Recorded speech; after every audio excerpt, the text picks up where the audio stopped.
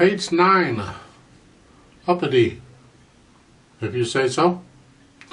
Again, it's in middle C position, so your thumbs go in middle C, the other fingers go accordingly. And in case you're wondering, is it really important which thumb is playing middle C at what time? The answer is no, it isn't.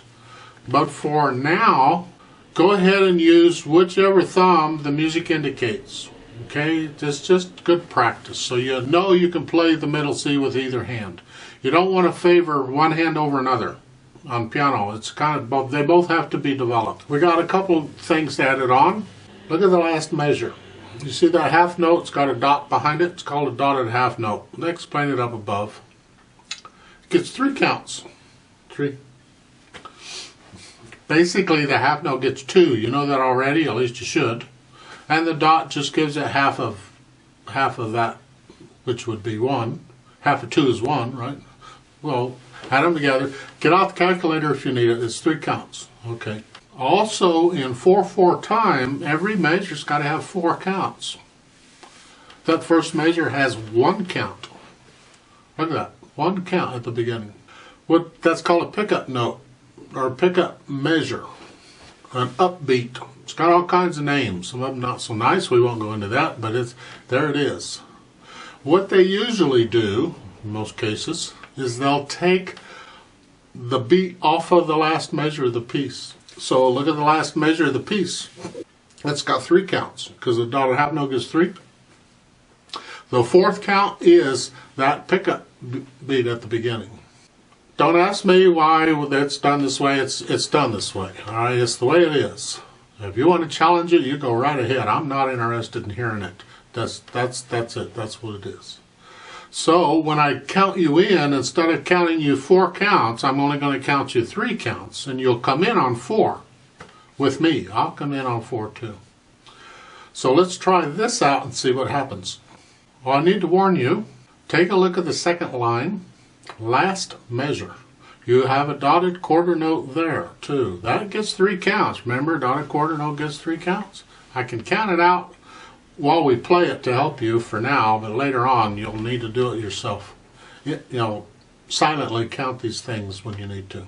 Now the idea with doing this in these videos is for you to play with me at the same time I'm playing, so you can hear what you're playing and you can hear what I'm playing and see if we're playing the same note at the same time. Because if we're not playing the same note, it'll sound weird, and then it's time, well, no, step back a little bit and think, okay, I missed that note. What is that note? What should I be playing? And that way you can learn to, you can make sure, you can check that you are playing the correct notes in the correct rhythm. A danger here is you'll get in the habit of copying me, and please don't just sit back and copy. Well, he's doing it this way, I will too. It's important you try and understand what the music is telling you. If he played that note, really? Is that really what the note is? Look at it. Is that, I mean, that first note is a G. I don't think you've had a G yet, but it's there. Did you know it was a G? You know, it's just one of those things. Here we go. Middle C position. I'll give you 3 counts. We'll play it together. 1, ready, go.